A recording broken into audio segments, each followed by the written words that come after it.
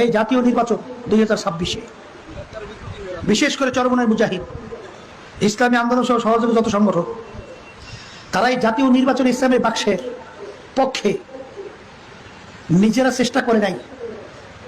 2টা ভোট ইসলামের বাক্সে আনার জন্য চেষ্টা করে নাই, চুপ রয়েছে।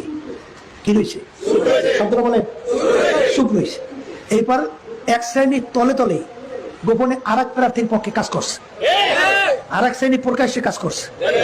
এই 3 শ্রেণীর চুপ, তলে, প্রকাশ্যে, জেলা থেকে শুরু করে তৃণমূল ওয়ার্ড পর্যায় পর্যন্ত কোন মুজাহিদ কমিটি, আন্দোলন, সহযোগী, বাংলাদেশ কোরআন শিক্ষা বোর্ড, হালকা কমিটি, যারা এই 3 শ্রেণীর মধ্যে ছিল, এরা কেউই এই কমিটির ভিতরে দায়িত্ব তো দূরের কথা, সদস্য থাকতে পারবে না। ওদের যেদিকে ভালো লাগছে সেদিকে যাবে। সর্বনে কেউ বাঁধতে কেউ রাখে নাই, কাউকে শিকালও লাগায় নাই, কেউ রশি দিয়ে বাঁধলেও নাই।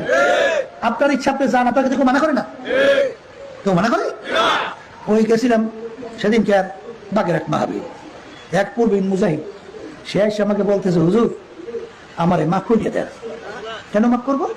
কেন? বলে, হুজুর আমি জাতীয় নির্বাচনে আমি অন্য প্রার্থীর পক্ষে কাজ করছিলাম, কিন্তু হুজুর ভোট দেওয়ার সময় হাত পা খাইয়ে দিচ্ছি।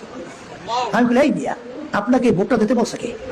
তুমি 1000 ভোট নষ্ট করছো, তুই একটা ভোটটা দিয়ে লাভ রাখি বেড়াই, এখান থেকে সরে।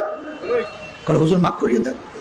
আমি কইলে, শোনেন, ইসলামের পক্ষে বাক্স ছিল একটা জাতীয় নির্বাচন, আপনি সেই ইসলামের বাক্সের বিরুদ্ধে আপনি কাজ করছেন। তাহলে আপনি আল্লাহর মনোনীত আদর্শ, তার নাম হল ইসলাম, সেই ইসলামের বিরুদ্ধে আপনি কাজ করছেন। আপনি অন্যায় করলে আল্লাহর সঙ্গে করছেন, আপনি আল্লাহর কাছে মাফ চান। আর আপনাকে একটা আমি অনুরোধ করব, আমি আদেশ দিতেছি, আপনি চরমনাইয়ের মুরিদ, আপনি চরমনায় কোনো সংঘর্ষের জড়াই আছেন, এই পরিচয় দিয়ে চলবেন না। তা আমি আজকে বলতেছি, যারা শুনতেছেন, যারা এই কামের মধ্যে আছিলেন, দায়িত্ব তো থাকতেই পারবেন না, বরঞ্চ চরমনায় পরিচয় দিয়েও চলবেন না। তাতে যদি কমিটি পুরো নাও হয়, 5 জন থাকবে, 5 জন দিয়ে কমিটি চলবে। যেখানে থাকবেন একজন দরকার নাই, কারণ দুষ্ট গরু উঠছে খালি আতাল ভালো, কথা ঠিক কিনা? কারণ 1000 চরমনায় বিরোধী পক্ষের যে রাজনৈতিক দলগুলো আছে, তারা ল্যান্ড হয়েও যদি লাফলাফি করে, এতে চরমনায় তরিকা এই আন্দোলনের কোনো ক্ষতি হয় না। কিন্তু লেবাস লাগাই পরিচয় দিয়া যদি কাজ করে, 1000 ক্ষতি করে। অন্যান্য সমস্ত দায়িত্বশীল সহ সবারই মন ভাঙে যায়, তাদের স্পিড কমে যায়, তাদের গতি থাকে না। আপনার ভালো লাগে না সব, আমরা আনছে কিনা জোর কইয়া? কেউ তো আনে নাই। আপনি জোর করে ঝামেলা করেন কেন? আপনার যেদিকে সেদিকে যান, আপনার কেউ আটকে রাখবে না। এই যে বিশেষ করে বাচ্চাদেরকে বলতেছে, খবরদার, এর ব্যতিক্রম যদি কোনো দায়িত্বশীলরা আচরণ করেন, তাহলে আপনি আমিরের হুকুম মানেন নাই। আর আমিরের হুকুম মানা শরীয়তের বিরুদ্ধে হওয়া পর্যন্ত ওয়াজিব, কথা ঠিক? এইভাবে এবার জাতীয় নির্বাচন আলহামদুলিল্লাহ একেবারে ওয়ার্ড পর্যায় পর্যন্ত অনেক দায়িত্বশীল চাপা ছিল, তাদের যোগ্যতাকে মাপকাঠিতে বোঝা যায় নাই, এখন আলহামদুলিল্লাহ বোঝা গেছে।